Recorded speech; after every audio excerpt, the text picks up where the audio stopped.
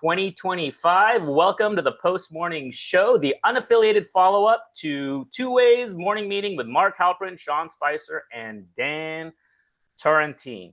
So lots to get into. I'm going to summarize a few things to try to help organize the show discussion. Let me see if I can just bring that up. All right. We have the Epstein situation. Okay. We have something going on perhaps with the Fed Chair resigning, interest rates, and then tariffs. So first, getting into some stuff on Epstein. I want to see if I can share this. Okay. The following claims are from One Nation Under Blackmail by Whitney Webb, based on the research of Mike Benz, former State Department employee.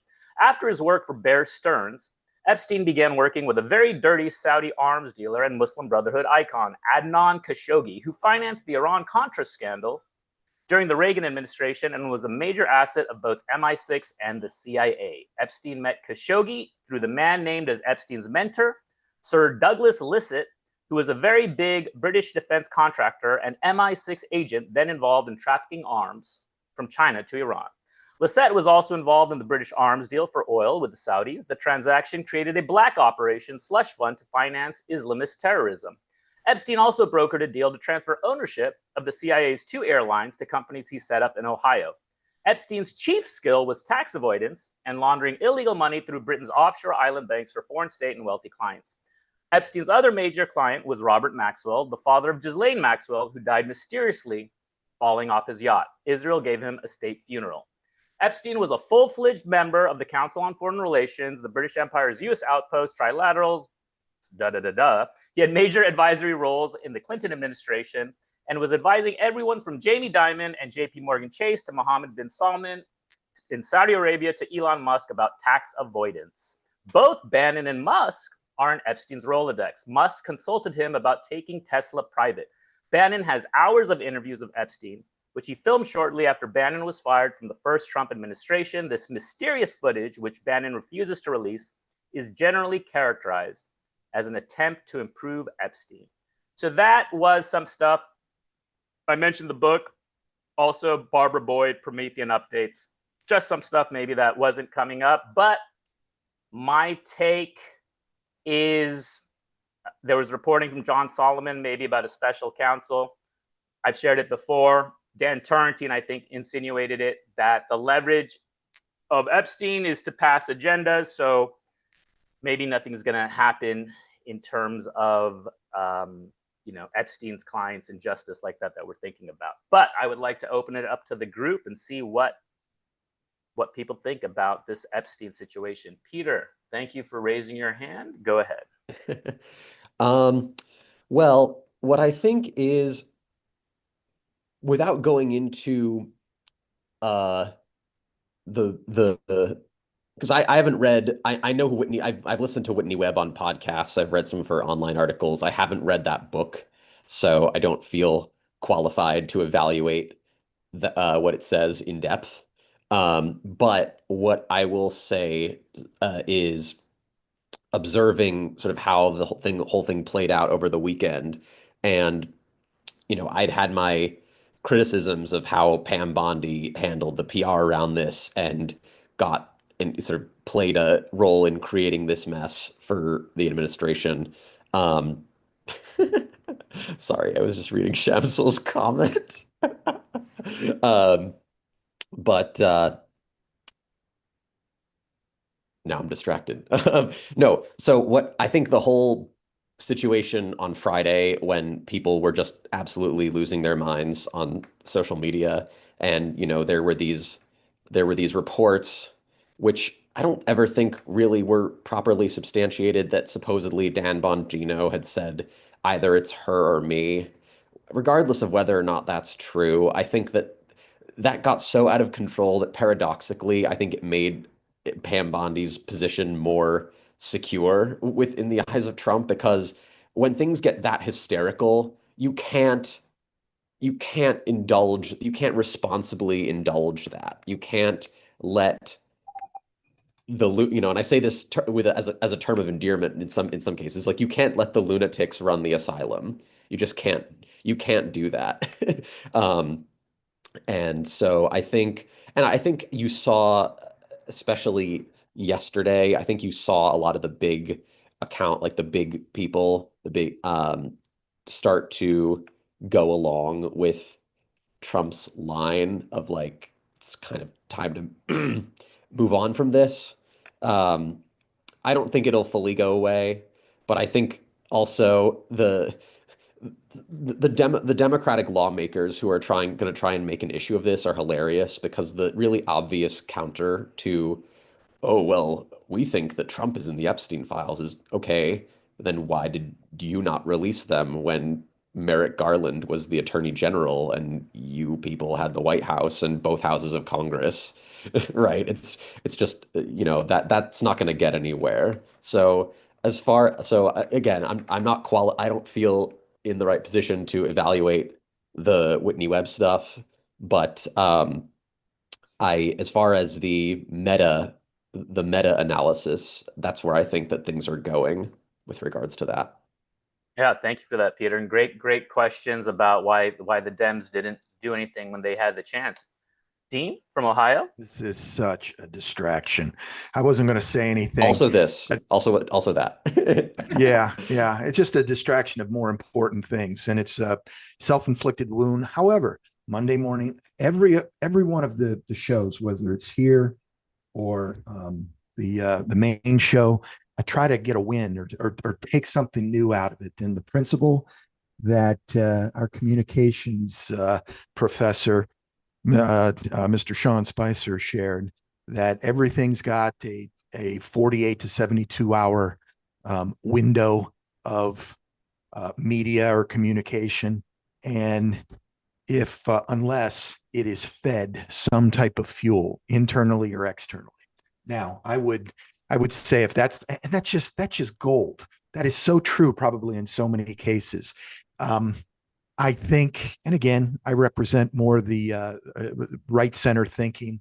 So I think that's a little bit what I would change on that is you've got to be aware or get your talking points going for how the mainstream media, which still is more vigilant against the right than it is their folks on the left.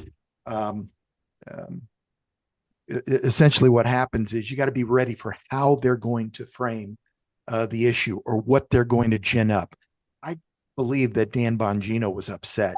I can't believe that he and Kash Patel would try to give this more validity on their own. However, it's an unforced error more because of Pam Bondi than anything else. And she's got to come for why on earth did she pass those binders out? And I did hear at the time from those influencers, quote unquote, that she did say that there's not much here, but more will be forthcoming. It just set it up. You really have to think about this issue. And I think most people, when they think about it, somebody made in the main show a comment about they want to make sure it's important because no one wants pedophiles, running around. Yes, that's important, but everything else is important as well surrounding that, making sure that people on the fringes, not the fringes, but people don't unnecessarily get caught up as things are released. I hope there won't be a special prosecutor or whatever they were talking about this morning. That can go 100 different directions. I think this needs to slowly get off the main page so we can talk more about. I was interested to hear about the new path of weapons. Andrea, I hope we'll hear a little bit from you on that. The new path of weapons. Or the channel. I don't know how they're presenting it, but the weapons will be coming from the Europeans, or NATO forces rather than straight from the U.S. Get it off the main page. So many other more important things to go. Take your lessons learned, Pam Bondi, and do your mea culpas now. Thank you for that, Dean. Peter? Just to comment on that. I mean, if I was Pam Bondi, I think what certainly needs to happen is she needs a new communications director. I think that's and press team. I think that's without question. I mean, I really don't like calling for random people who I don't know and are not public figures to lose their jobs because I've been on the wrong side of losing jobs and it's never fun. But she needs a new comms team. I think she did throw, it was also notable that over the weekend, she did throw a bit of red meat out to the base because she announced that DOJ was dismissing charges against Dr. Kirk Moore, who was being tried in Utah for allegedly, I think it was, giving out fake vaccine cards and things like that. Um, that probably didn't materialize overnight because it takes time to put together. It's probably something they had in the works anyway, but they may have timed the announcement appropriately, or appropriately to fit the needs of the occasion for them. Um, but what I will say to sort of close the loop on that is, and now I forgot what I was going to say. I didn't sleep very well last night, and I got about like 3 hours of sleep, not unintentionally. So if I remember, I'll maybe chime in later. I remember now. The special prosecutor thing. From what I watched, the clip of John Solomon talking with Bannon about that. I don't think that the special prosecutor is to look into Epstein stuff at all. I think it's to look into um, Brennan and Comey, possibly the 2020 election, but from what he made it sound like, it was much more so Brennan and Comey and the abuses allegedly resulting from Crossfire Hurricane, Steele dossier, and that sort of thing. Thank you for that, Peter. Yeah, and also reminding me to keep my dry erase out so I can remember things that come up in the show. Andre, please, sir. Yeah, we'll talk about Ukraine, like you said, later on. Talked a little bit about the Epstein stuff. I fully understand that this crowd, as well as the majority of the two-way audience, does not want to talk about this. More so, don't want to talk about the New York City mayoral race. God help us if they keep mentioning it every week. I can't believe we talk about that more than like the Texas flooding and like dead children. It's insane that they pick this out every day. But as far as Epstein, we had a little conversation yesterday about on Cafe Americana and on Friday before I left about the fact that, or actually, I was watching a lot of the TPUSA stuff. This is not an issue that's going away. Megyn Kelly's roasting these people. Everybody who has worked with Cash and Dan Bongino is going to roast these people nonstop because of the fact that both of them made money on the Epstein scandal. That was their Patreons, that were their Substack subscriptions, and they want answers. It's not a legal thing or anything. There are people who wanted answers, and they're going to keep on jumping on those two. So it's not going to end in that respect. And on Pam Bondi, she's the attorney general. So Cash and Dan also have government jobs that require them to be in front of the House and the Senate. This is going to keep getting brought up in the House and the Senate. This no matter what kind of PR person you have, you're going to have to answer on the record, hey, when you spoke to the American people that you had something on your desk, what did you mean? Did you lie? Blah, blah, blah. So it's going to be a political issue for people. I think, and I don't know if ML, you were on the same page with me. There needs to be Megyn Kelly said this.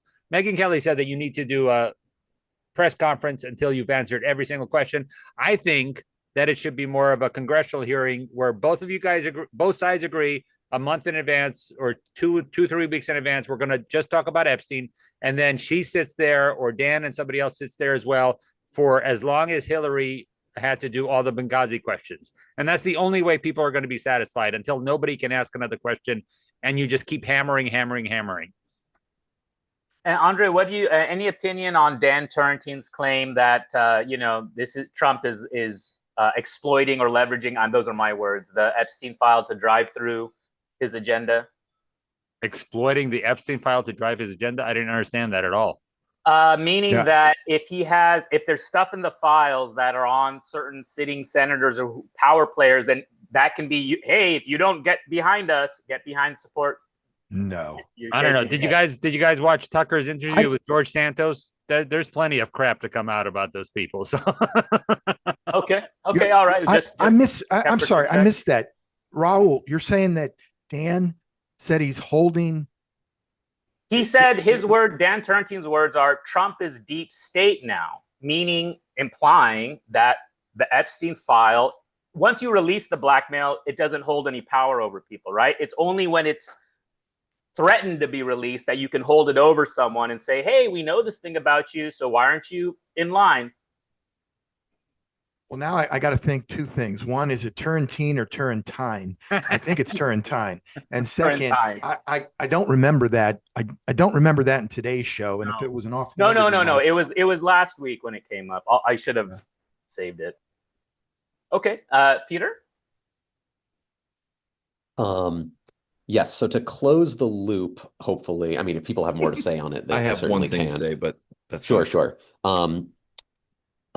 Let me find this as more of a point about the reaction to it. And I think a lot of it was genuine for the record. I'm not questioning that. However, it's an interesting note. I had I did this over the weekend as a fun exercise. I asked ChatGPT to create a summary of some of the tactics used by agents provocateur as part of the FBI's counterintelligence program to undermine uh, what it calls political groups considered subversive or threatening to the established order.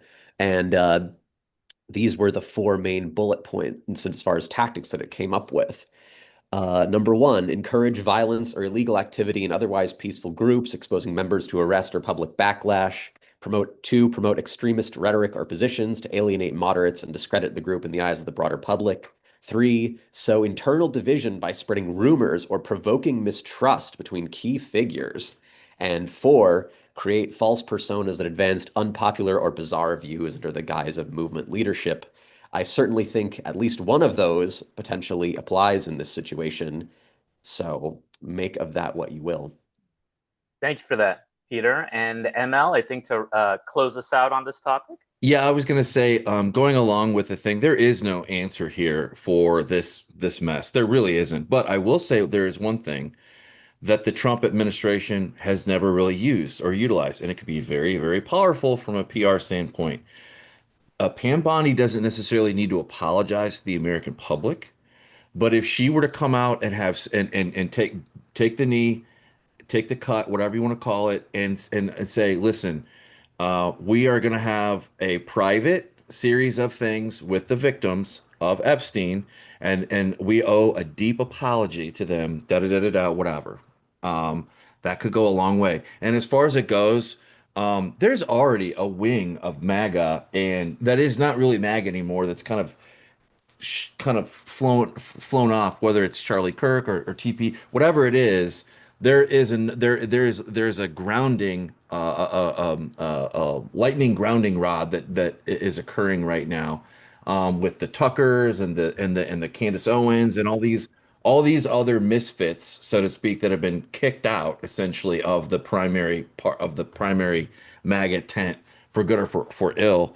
And they have an ear here or there, but you got to watch out for these people, because these people, like not more than a month ago, month and a half ago, or the maybe too far, the Israel-Iran thing, they showed their true colors. They showed their true colors for that, and they're also in a way, Ukraine too, but that's a whole different other issue. But I would say that they got to be careful, and they got to shut these people out.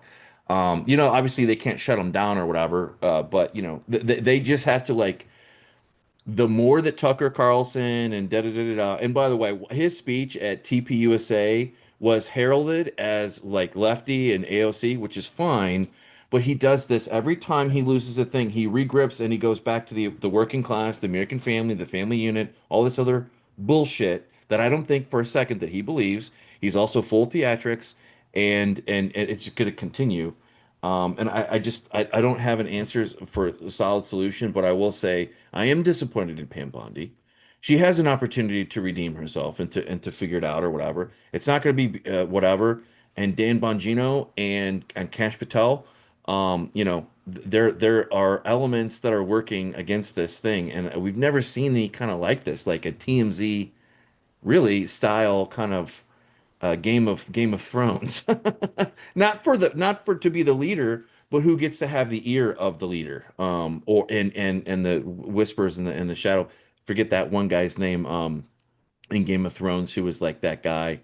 I'll have to look it up. But anyway, that's all I have to say. Thanks. Wait, ML, who was the person you were saying? Littlefinger. Sorry, Littlefinger, that's right. Littlefinger. Who was the person you said was described as a left-wing speech at TPUSA? Tucker Carlson, Mark Oh, okay. Caputo. Yeah, Mark Caputo shared it, and he did the thing. Thanks. And there were Thanks. people that walked out of that speech too, Wow. that now it wasn't like a whole whatever, but it happened, Wow. So there is a counter. It's just funny. All the weapons that can be used for rhetoric and for counter, for mainline message, and then counter messaging, and then counter to counter messaging. Those are all we're seeing that happen in real time, and we have over the last several weeks. So something is afoot. People aren't happy. People aren't getting the ear that they want, that whether it's Bannon or Tucker or whatever. So or Laura Loomer, the vampire. And God bless Laura Loomer because we need the vampire occasionally. But I'm just saying. But anyway, yeah. No, thank you for asking, Andre, because I thought it was Tucker too, but I wasn't quite. But it's good always to check in there. Luke, to close out the discussion, and then we're going to get to the Fed chair resigning. Yeah, because I wanted to say, look, I've lived with the FBI and the CIA, and all these other groups have lied to us. I mean, we've had so many issues. Like I talk about guns for the cartels because they thought that would work out, and we've had all these other things that they've tried to keep secret from us. And then, we all know that these people are doing things with kids. I mean, we've got kids they're just rounding up kids that were in the farms just a while ago, and people were saying they were not, they were fine. So I can't believe and I can't trust, because this is what you're telling me. It's like you're telling me, okay, you have to trust the FBI and the CIA and the Justice Department to be doing the right thing. And it's like, I have so little faith in them already that, I was hoping that by doing kind of stuff like this, I mean, Epstein was arrested for sex trafficking. Why was he arrested for sex trafficking? They must have had tons of evidence on it. So what were the evidence? No, it's all gone. And it's like, and now I just heard that Ghislaine Maxwell wants to share the list on her with her lawyer. So it's like, you can't throw this under the rug. You have to share this. I know they're saying, oh, you're going to get some bad people arrested, but it's like, hey, if Lindsey Graham can have a gay sex thing and we don't talk about that, why can't we talk about this? I mean, it just makes me mad that our leaders can get away with so many big things that us normal people couldn't get away with. And it just goes right back to my anger towards Occupy Wall Street. Yeah. Okay. Well, thank you for that, Luke. We understand. We empathize. Peter, you did have your hand up there. I want to give you an opportunity, or should we move to the Fed chair resigning? Or I'll just comment on that because, let's just move on from this topic. Yes. Let me just set it up real quick on the Fed chair resigning, and appreciate you, Peter, working with me here. Jerome Powell. I'm a team player. I am a team player. That's right. This is from the New York Post. The article will be in the description. Jerome Powell considering resigning as pressure grows over lavish $2.5 billion headquarters. And apparently it's to fix the asbestos.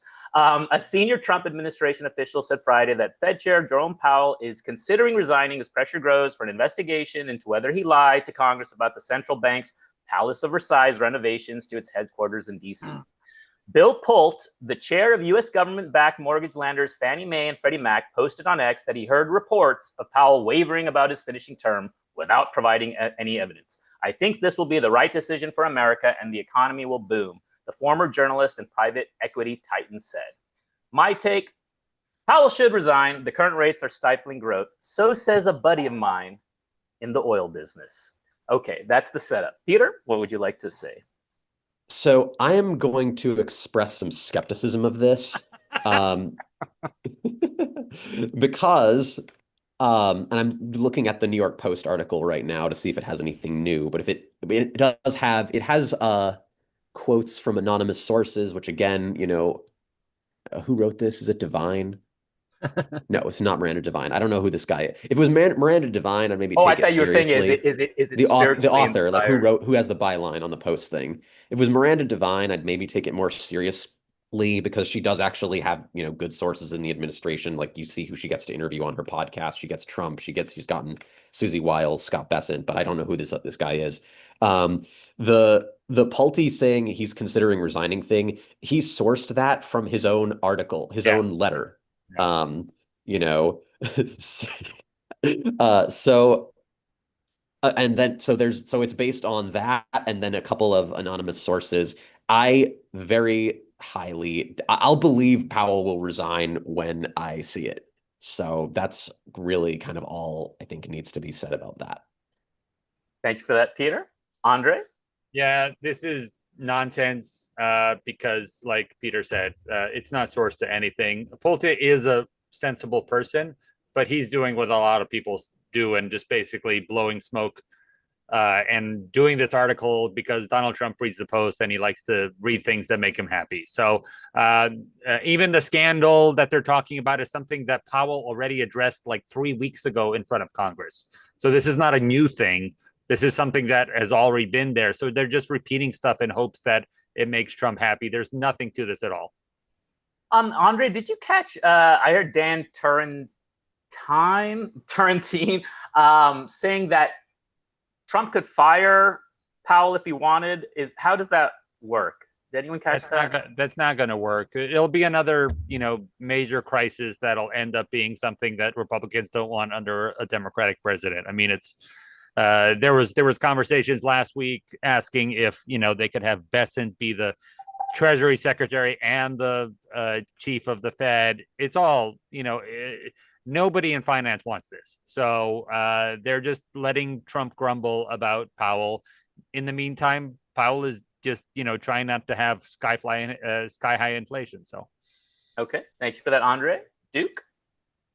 Yeah, I don't think he'll resign, and I don't think Trump will fire him. I think he'll finish out his term. That's the first I had heard about asbestos abatement. And I just wanted to share a personal experience. One of my last stints in the flooring business was with a hardwood flooring manufacturer. We were landlocked. We had no more space, and we had 3 dry kilns that we needed to have removed that were no longer usable. The company I worked for, a large flooring company, and found out that there was asbestos in those 3 dry kilns. And to remove that with the asbestos the proper way, it was in the tens of millions of dollars to, you got to tin them, you got to dispose of it. It is insanely expensive. So that probably explains the exorbitant price on the new Fed building, and I just wanted to share that.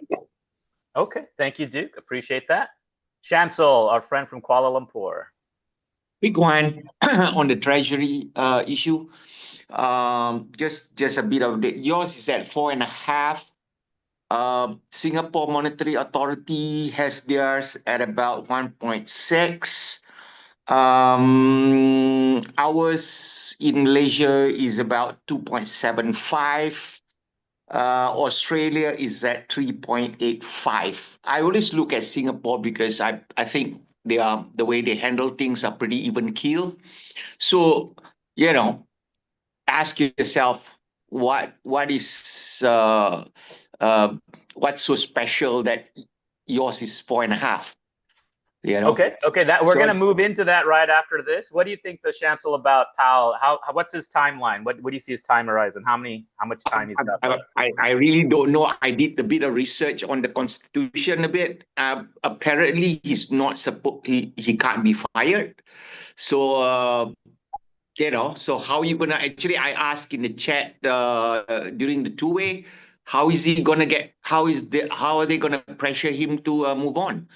Because I think his term ends in 26, I believe, right? Yeah, that's why they say he can't be fired, and then they say he can be fired. So I'm like, which one is it? Please, AI gods.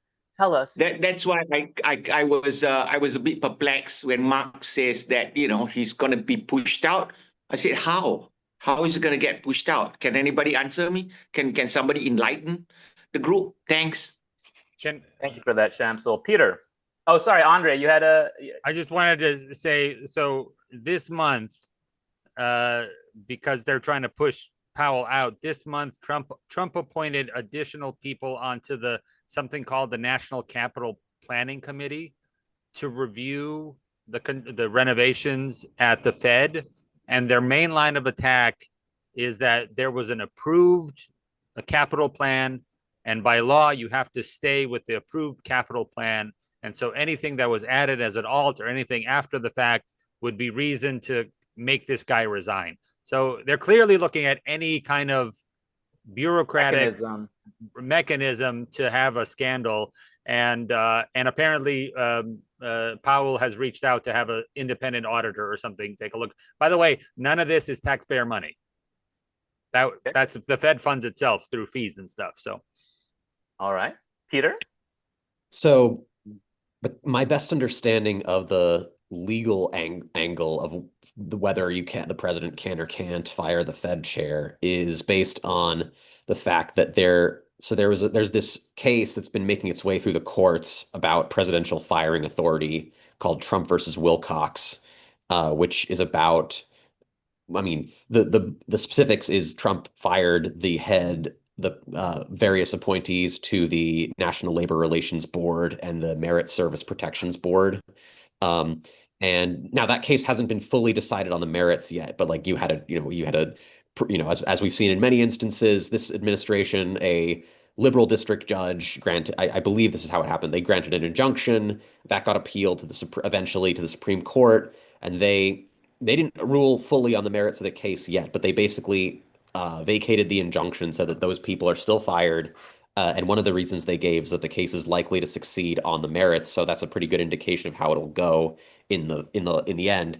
But what they said in their opinion, basically, it's, high level summary is the president can fire anyone he wants in the executive branch, but the Fed is different. It's an exception for these. And a lot of people were like, really? People were, but the Supreme Court, from everything we can tell, that their position, and they're pretty deferential to presidential authority in this area, but they seem to have carved out an exception for the Fed. So I don't think that they would be able to fire Powell unless there was some huge malfeasance that emerged. I think what they might be doing is frankly trying to make his life so miserable that he just quits early. That would be my speculation, but that's my understanding of the legal aspects of that. Okay, thank you for that, Peter. Would anyone like to add any final thoughts before we move to our next topic on Mr. Powell's time there? Okay. Yes, thank you. I was running back to the computer. Yes, I have always found it fascinating that I do not discount Peter's analysis of the situation. I just always find it as important as that role is, to have no one truly over authority in that and say that, that's not a part of the executive branch that can move. Again, let me say, I do believe what Peter is saying, that there's going to be there would be a huge brouhaha if the Trump administration tried in any way to remove that person from the Federal Reserve. But I just find it fascinating that why is that? Keeping monetary policy as separate, I get it, but dang, that is such an important part. I'm just perplexed that so there's somebody more important than the executive, in my opinion.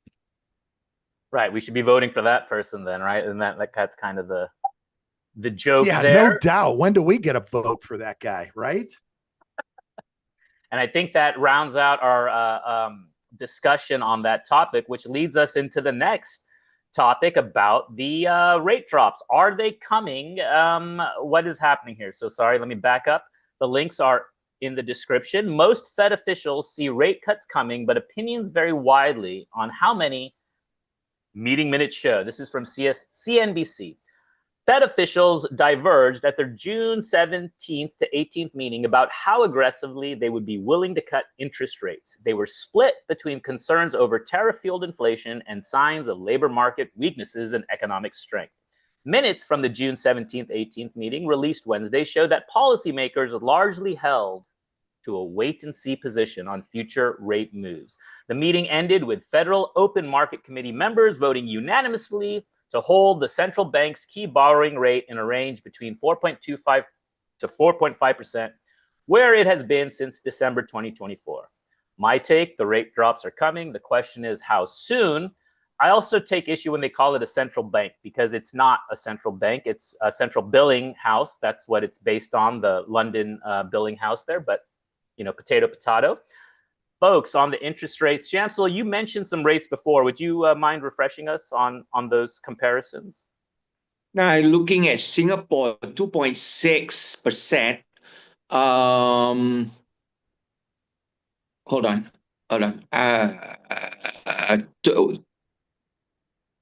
Let me see my notes. Yeah, Singapore is about 1.6. Ours is about 2.75. Australia is about 3.85. So you can see, right? Everybody is. I mean, I didn't check on the EU, but you know, I mean, especially with what you're gonna with how the economy is, I think in the States, I think it's time that you bring it down. I don't get what Powell is trying to achieve. You know, I don't get it.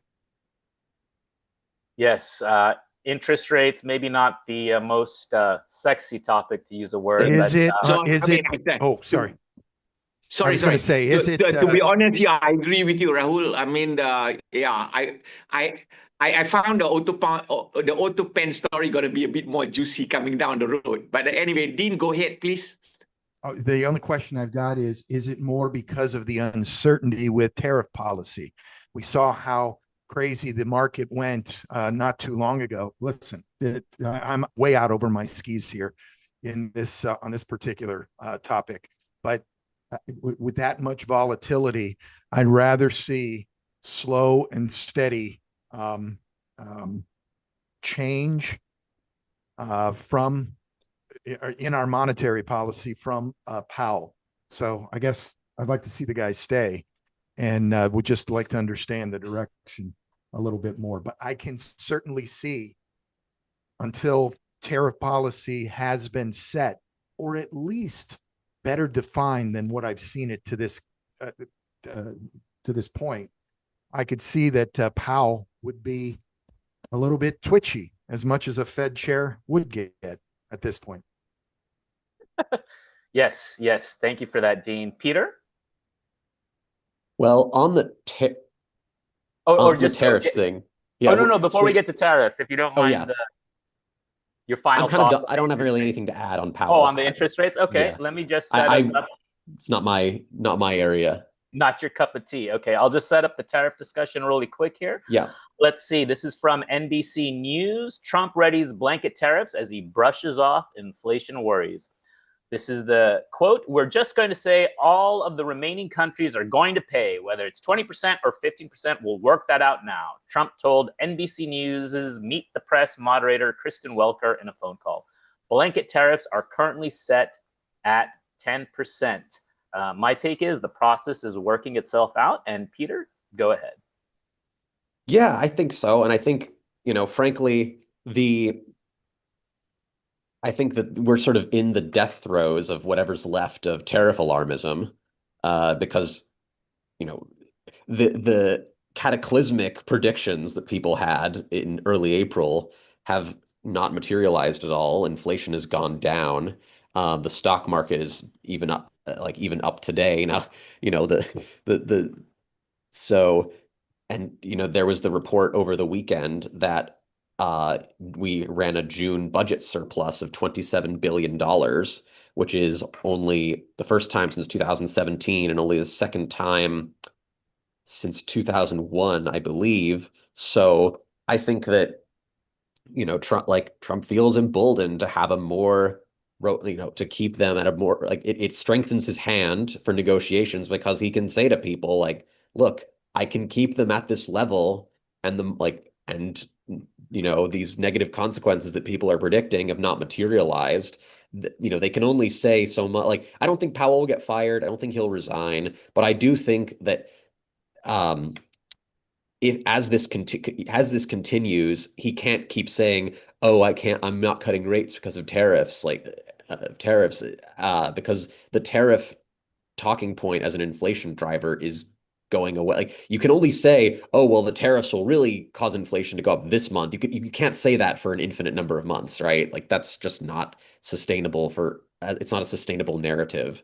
So, and I think that, the people who are maybe looking to be more hard line on tariffs in the administration, people may have written off certain people in the administration who are more sort of strong on tariffs. Those people can kind of make a resurgence in influence if they indeed ever lost it. And one of the things that I will call out, I like Mark Halperin. I think he is a good journalist, but I mean, he was saying that he had sources who said Howard Lutnick was going to be fired imminently in April, and that Yeah, that didn't clearly happen. has not happened. Like, he's not going anywhere, and I think that at least some portion of these tariffs will stay. And frankly, all the indications so far is that they've been successful. Well, I mean, I hope that they do get, and I hope whether trade deals are made or not at this point. And again, it gives him leverage to set these negotiating points, and because he can say, like, look, I'm not being punished for it economically. So we'll see where it goes, but that's where it seems to be at this moment, as far as I'm concerned. Thank you for that, Peter. Dean? Yeah, I'd wish one, if not both, Lutnick and then your namesake Peter Navarro would both at least agree. He's actually my dad, so be careful. Oh my gosh! Just kidding. Okay. Well, I wish he was sometimes, because that's a lot easier to pronounce than. How do you pronounce your last name, Peter? One more time. Chott. You don't mind? Chott. Oh, all right. I'm going to respell it for everyone, but okay. Good. No, I appreciate it, Peter. I look.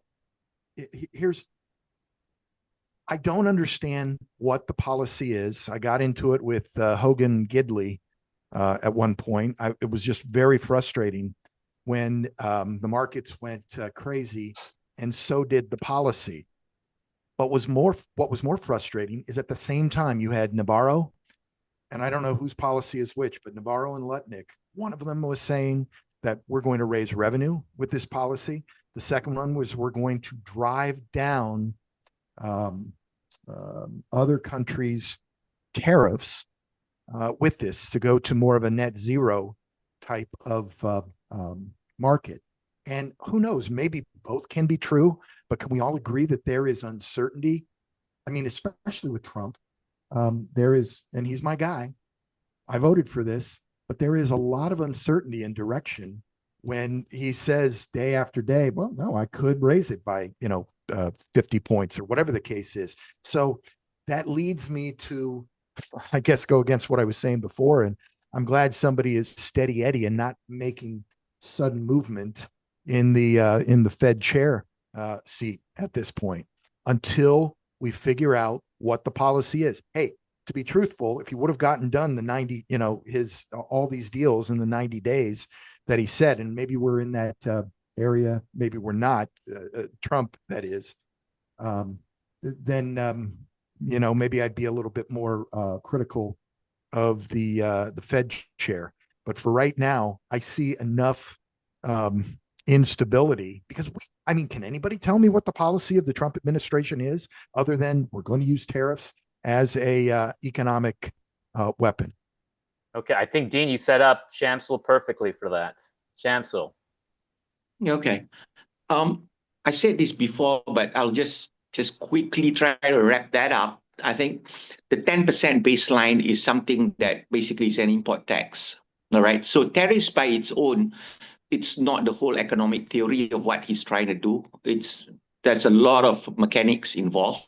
But let's just take the 10% baseline. So you've got an import tax of 10% baseline that countries will have to swallow. Really, the way I see it, most of the countries are going to swallow it, and it's not going to get passed down to the consumer. I'll give you a reason why that's going to happen, right? Even the 25% that actually been slapped on Malaysia, 25% on Malaysia. I think Vietnam has got even higher tariffs than us.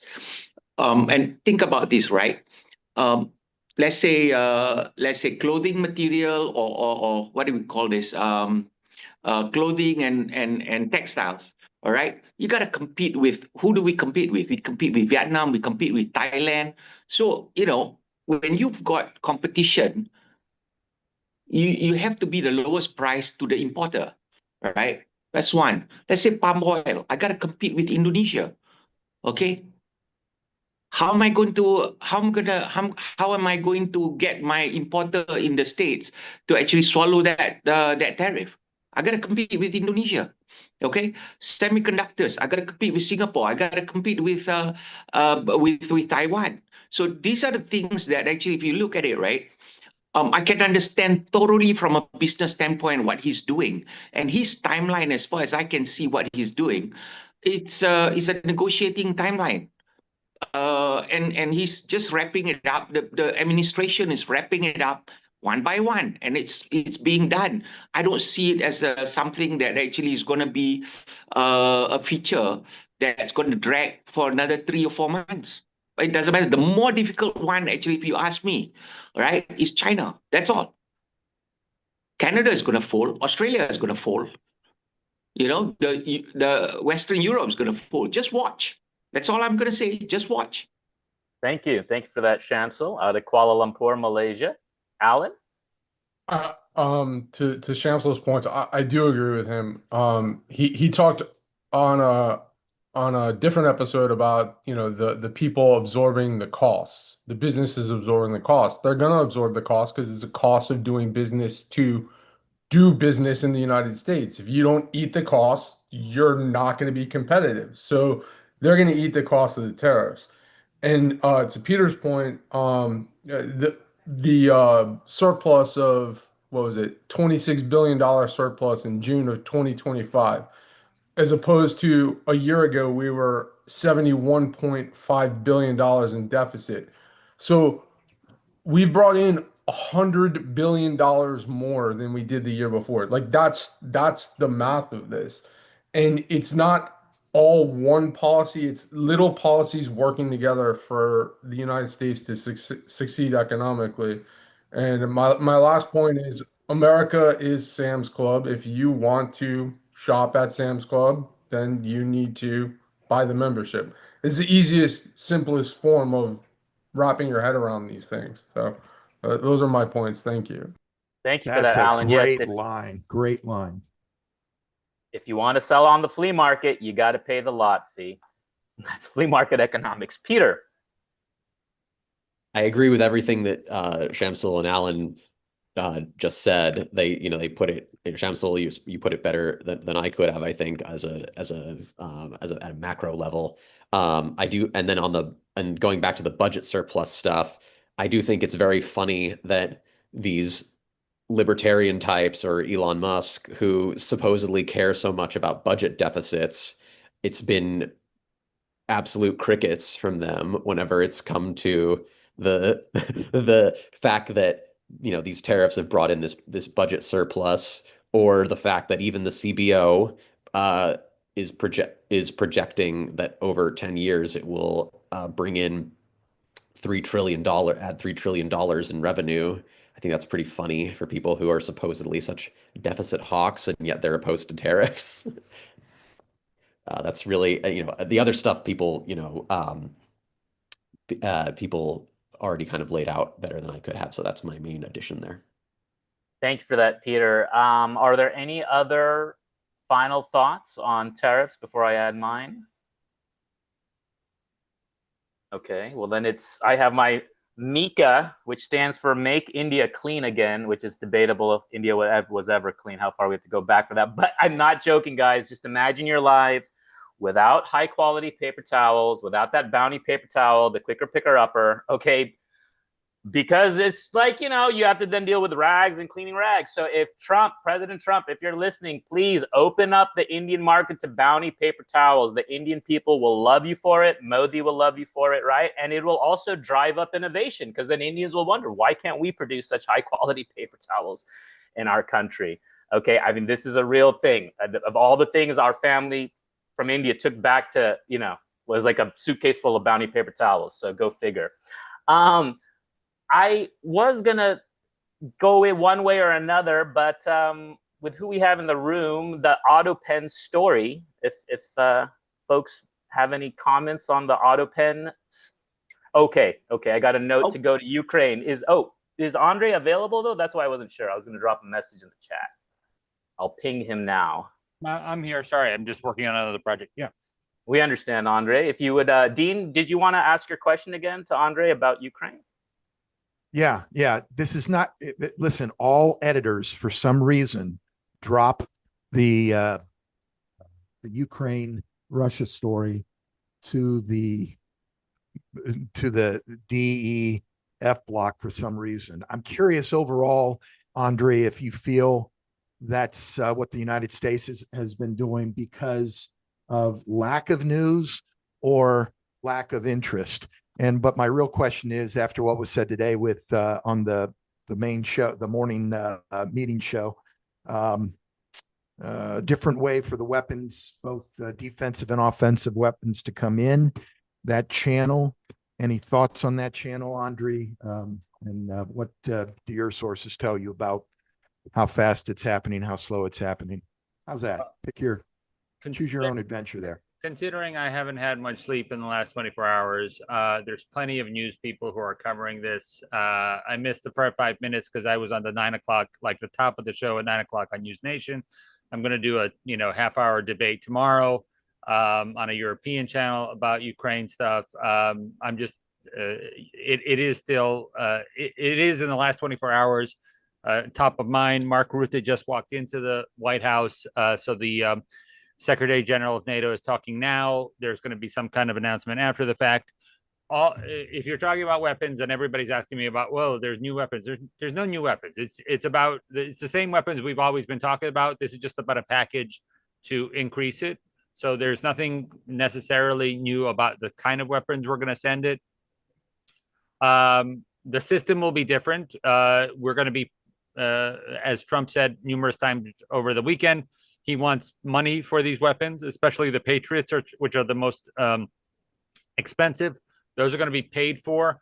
Problem there is the way that the Biden system was figured out by the Lloyd Austin was the quickest way to do it. So here we have NATO isn't a thing that buys weapons. Neither is the EU. It's an individual country, which is not Ukraine, will have to buy weapons. Those weapons will be transferred to that country, and then that country will transfer weapons to Ukraine. So it's an added level of bureaucracy. Don't forget that all these countries need to have their own appropriations to purchase these weapons and have that in their budget, and then further on and further on. So, but in the end, I support, if this is America First MAGA way of doing it and it comes to Ukraine, fine, they'll figure it out. If Professor Kenny was here, we talk about full court press. So the full court press is Trump is pissed at, every time he's called Putin, there's another bombing happening in Ukraine. This weekend, we talked about the fact that, we're over 1,000 bombs a night, over 1,000 drones a night, 3,500 of these glide bombs, these dumb bombs with wings on them. And then the ballistic missiles, which aren't that big number wise, but the drones overwhelm them if you don't have Patriots. So full court press means sanctions are on the table. Trump has the full authority to do any kind of sanctions he wants, but he's waiting for Lindsey Graham to still do his bill, which will be signed this month by the 25th. Sorry, will be passed by the Senate this month. I don't anticipate the House to pick it up until after the break, but we will have some kind of sanctions that Trump will put on. We will have more weapons to Ukraine this month. And then I'm assuming that the talk with Rutte will not just be a conversation about coordinating sending the weapons from the United States to Ukraine and getting money for them, but also what is Europe doing? What are they going to announce at the same time Trump is announcing? So that's the full court press. We'll see what happens with it. Big thanks to a lot of the people I work with in Republican media to get the New York Post with that front page of a dead child that was hunted down by a Russian drone. Why Putin decides to attack a Russian a Ukrainian maternity hospital right after talking with Trump. This stuff pisses Trump off. Why is he doing that? I have no idea. But the rhetoric's going to increase, and Trump's not folding. Oh, one big thing I'm mentioning to journalists is that Trump walks into the room and he's not going to abide by what you're talking about. Master strategist, negotiator, right? He's not. You want to talk about tariffs? He's going to talk about the border with you. You want to talk about something else? He's going to change the negotiation so he's in charge, right? This is what he's trying to do with Russia because Putin always dictates what the terms are. And that's why Trump hasn't been able to move him for the last 4. So he wants to do something similar to how he changed the conversation in the Middle East. He's not going to drop all those MOAPs on Russia, but he wants something big and punchy to punch this guy in the face and say, listen, I can seize those $5 billion you have in the United States banks. We haven't touched those yet, but I can do that. So I'm interested in seeing how he changes the conversation because for the last 3 years, we've been in the same conversation over and over again. And it's really been the United States and the West blinking and not giving Ukraine the weapons at the very beginning, being kind of scared about the nuclear talk and stuff. And Trump is not going to be the person who backs down from this. Okay, thank you for that, Andre. Peter? Who are you debating? I'm curious. I have no idea. I'm going to find out tomorrow.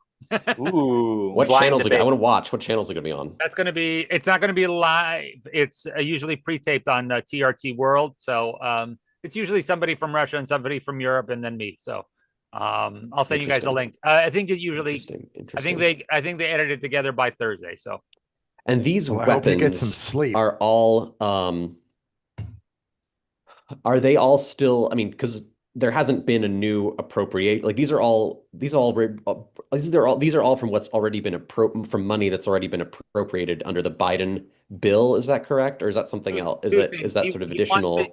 Trump wants the Patriots to be all paid for because they're the most expensive item. So that's what he's going to get European money for, or the seized Russian assets. There's not that much left in the Biden money. I mean, the OIG says $1 billion left. They could do another thing of reevaluating because really the Biden money is about sending stuff in stock to Ukraine, but that's not the dollar value. The dollar value is for the replacement costs. So actually our budget line item reflects a higher cost as to what actually is sent to Ukraine because we have to restock the stockpile with newer weapons, which are more expensive than what we've sent over to Ukraine, which is expired. So they might be that's why every couple of months there was a reevaluation happening on what we sent to Ukraine, what was the actual cost and stuff. So I don't. Some people say that could be expanded from $1 billion to $3 billion, but I don't really. In my mind, it's still $1 billion left of Biden money that has to be spent by September 30th. And then over the weekend, the Senate put out before the weekend, the Senate put out its NDAA proposal. So the military budget in the United States expires by September 30th. By October, we usually have a vote for the new military budget, and we have $500 million. That's not a lot of money. $500 million for weapons for Ukraine in that, but two big clauses. One, Department of Defense is not allowed to divert anything approved for Ukraine to another place. That's what happened last time. So they're trying to cut Hegs's balls off right now. Number two, what happened in February is that the United States stopped sharing intelligence because they wanted to pressure Ukraine. And there's a specific clause right now in the Senate version that says that the Department of Defense can't do that on a whim. That has to be a direct order. And then on the general topic of Ukraine, but different from the weapons angle, I believe this is from Kyiv Independent today. Zelensky announces new prime minister as part of government reshuffle. Yulia Sviridenko will be prime minister. Not yet. not yet. Okay, so what's happening is Right, it hasn't taken effect, but it's been announced, I believe, is the thing. I just had a Zoom last week with the ambassador to Ukraine. She talked to all the leaders in the United States, community leaders. Not, this is not a coordination thing, but she said goodbye. She's going back to Ukraine for an ambassadors meeting this week. That all ambassadors from the Ukraine around the world come back and talk to the Ministry of Foreign Affairs. But she confirmed that the U.S. ambassador is going to change, as well as all G7 ambassadors are going to do musical chairs in the next 2 months. So part of what's happening in the cabinet is they're moving people around in the cabinet to make room for some of these people who are coming back. And so the current prime minister might become the defense minister. He might also end up being an ambassador somewhere. He's being mentioned for the United States and or other countries. So there's a big musical chairs I'd also read it reported that Umerov, right, the defense minister, is to be shuffled to an ambassadorship. Being proposed for the United States the last 3 days. The day before then, it was the cultural minister. But anyway, they just need a change. So they're doing that. The problem. Well, what do you think is prompting? What do you think is prompting? Because you don't. I mean, I don't know what that means, but I do know that you don't replace your defense minister in the middle of the war for no reason. They already have. He's not. He's been the defense minister has been changed from the. I know. Yeah. So the reason to move Umerov is if he's better at getting weapons from the United States or something else, let him do the work there, and then somebody competent will take the part of the defense minister. They're all working at the same table, so it doesn't matter where they are. They just want the biggest voices in the right spots. And with the ambassadorship, some of these people have been overstayed. They're supposed to be on a 3-year rotation. They're here past year 4, so they want to change. I support having a fresh set of eyes if you're in a war effort and you got to get something else done. So especially on the overseas part, I don't know really domestically, but the one part where you started with Svedenko, so everybody knows that becomes the prime minister. That's the person who signed the deal with Scott Bessent. So Trump is going to like that. Number 2 is that this doesn't happen automatically. The parliament has to vote for that. The president only proposes the name. So we'll see what happens after that. But when the president's party controls the parliament, it's pretty likely that will go through, barring something unexpected, you would say. They're not the most organized party. They've tried to change some people in the past and be like, whoops, we didn't call everybody in from out of town. So it'll take probably more than one try. Okay. All right, guys. Thank you for that discussion. That's going to round us out. And folks, please stick around 15, 20 minutes post live so we can chat it up. And here we go. Sorry if we cut anyone off, but that's a wrap. Remember, you can catch us live Monday through Friday from 10 a.m. to 11 a.m. Eastern. It's your chance to join the conversation and have your voice heard. Just check the link in the description or visit americastalk.show. Together, through the free exchange of ideas, we can truly make America great again. Don't miss out. Tune in and be part of the dialogue.